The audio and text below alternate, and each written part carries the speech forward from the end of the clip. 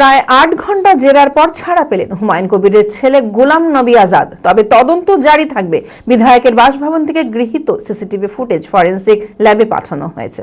মানসিক স্বাস্থ্যের জন্য সবার আগে যে নামটি মনে ভেসে ওঠে, সুস্থ মনের ঠিকানা মনোবীক্ষণ। যোগাযোগ নাম্বার 7477799513।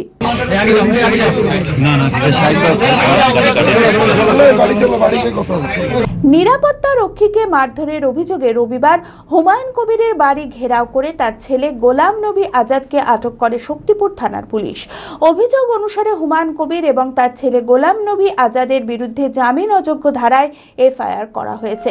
জেলা পিএস টিম বিধায়ক হুমায়ুন কবিরের বাসভবন থেকে ডিজিটাল প্রমাণ সংগ্রহ করেছে, কিন্তু কিছু টেকনিক্যাল সমস্যার কারণে ফুটেজটি উদ্ধার করা যায়নি।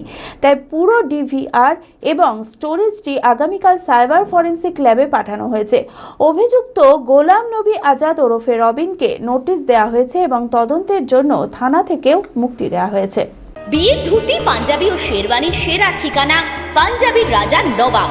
ঠিকানা 28 মুরারিমোহন সেন রোড, খাগড়া, বহরমপুর, মুর্শিদাবাদ। যোগাযোগের নম্বর 9732 888 000।